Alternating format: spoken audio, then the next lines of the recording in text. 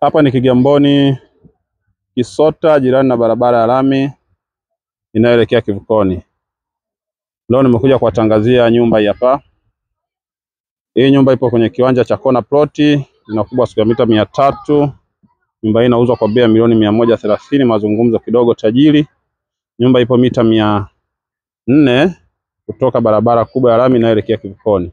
Hii ni neighborhood, kama unavyoona hawa ni majirani waliotuzunguka hapa kwenye hii nyumba yetu Kigamboni Kisota. Ipo mita chache kutoka hapa kuelekea lami. Unaona nyumba yetu ni hapa. Imejengwa kwa ramani ya vyumba vitatu vya kulala. Kimoja ni master, sebule, dining pamoja na jiko. Na kwa mbele hapa kuna fremu 4 za biashara kama unavyoona. Nyumba yetu ni hapa.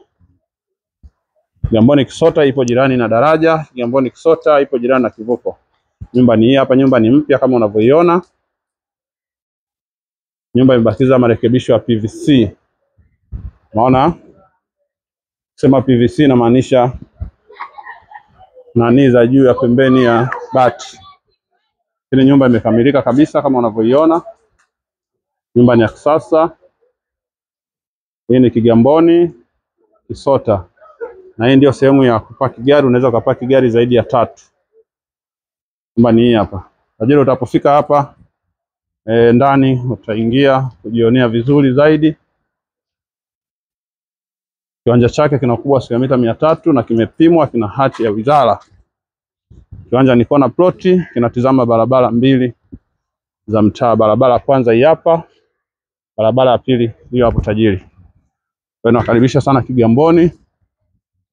Uje ufike hapa tajiri, uje ujionee mitaa mizuri, mitaa ya kupendeza. Lakini pia mitaa ambayo hamna uswahili. Umeona nyumba yetu inaishia hapa kwenye ukuta. Umeona fremu 4 na hiki hapa kilikuwa ni choo kwa ajili ya wapangaji wa fremu. Neighborhood majirani ndo hawa. Kama unavyoona, mtaa mmoja mzuri sana tajiri. Ukinunua hii nyumba yetu hapa hujutii. Hii nyumba ukinunua unaweza kupangisha 4,500 mpaka 500,000. Majirani wa upande wa nyuma. Unaona? Neighborhood. Mtaa mmoja mzuri tajiri. Nyumba yetu ni hapa.